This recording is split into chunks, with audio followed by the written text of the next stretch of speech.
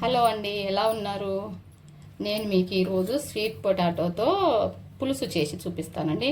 చాలా బాగుంటుంది. అది ఉడకబెట్టుకొని తినటమే కదండి, పులుసు చేసుకుంటే కూడా చాలా బాగుంటుంది. ఎలా చేసుకోవాలో చూపిస్తాను. ఫస్ట్ గిన్నె పెట్టుకొని స్టవ్ వెలిగించుకున్నామండి.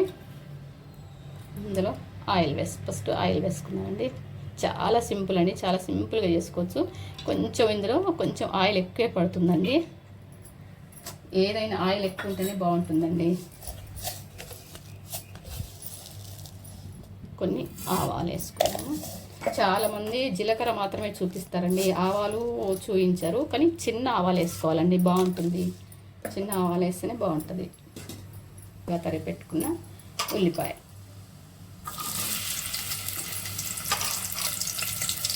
నేనైతే ఒక 1/2 కేజీ స్వీట్ పొటాటో తీసుకున్నానండి. దానికి తగ్గట్టు నేను చూపిస్తాను. మీకు కావాల్సినంత మీరు చేసుకోవచ్చు. ఒక 4-5 పచ్చిమిర్చి అండి, కొంచెం కరివేపాకు.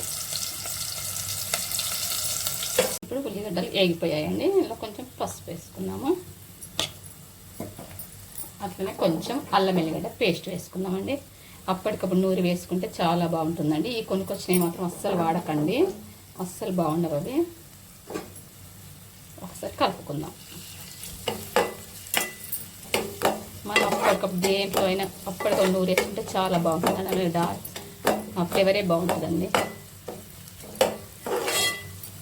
ఇప్పుడు ఈ అల్లం ఎల్లిగడ్డ పేస్టు వేగిపోయిందండి. ఇందులోకి మనం కట్ చేసిన స్వీట్ పొటాటో ఉన్నాయి కదా, అవి వేసుకున్నాం.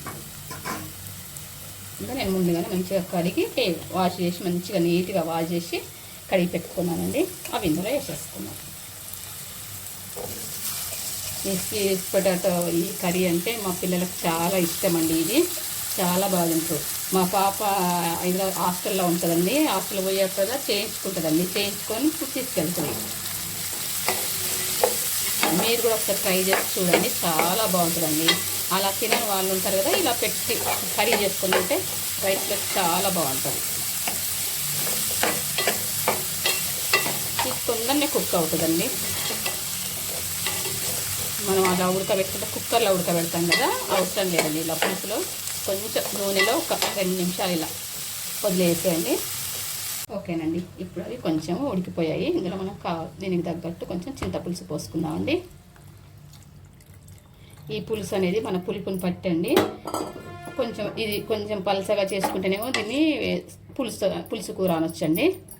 కొంచెం దగ్గరికి చేసుకుంటే కర్రీలా ఉంటుందండి, కర్రీ అనొచ్చు. ఎలా అయినా అనుకోవచ్చండి, మనం పెట్టుకునే పేర్లే కదండి అన్నీ. కర్రీ అనుకోవచ్చు, పులుసు అనుకోవచ్చు, ఏదైనా. ఇందులోని ఇప్పుడు కొంచెం కారం వేసుకుందామండి.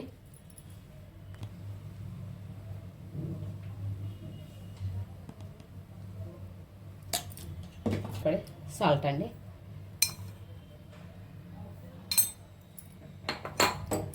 కొద్దిగా జీలకర్ర మెంతుల పొడి అండి. ఇది వేసుకుంటే దీని టేస్ట్ చాలా బాగుంటుందండి. ఒకసారి కలుపుకుందాం.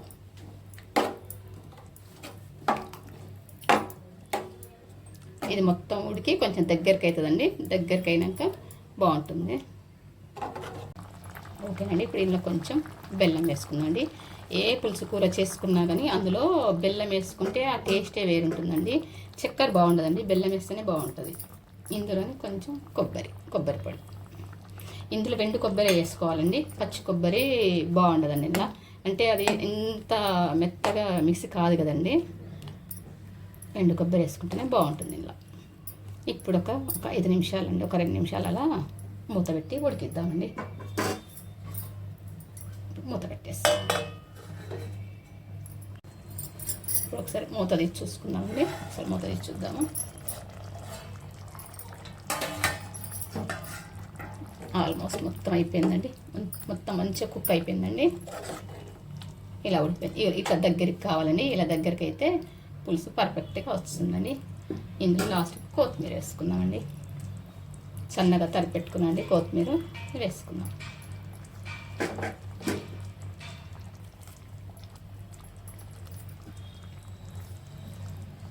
కొత్తిమీర నేను కొంచెం ఎక్కువ వేస్తానండి, నాకు కొత్తిమీర అంటే చాలా ఇష్టము. మా ఇంట్లో వాళ్ళు కూడా అందరు ఇష్టపడతారు. ఓకేనండి, పర్ఫెక్ట్. స్టవ్ ఆఫ్ చేస్తున్నానండి. వేడి వేడి అన్నంలోకి తింటే చాలా బాగుంటుందండి.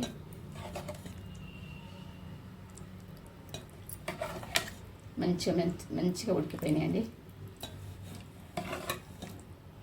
అసలు మనం చెప్తే కానీ తెలియదండి ఎవరికైనా ఇది స్వీట్ పొటాటో అని.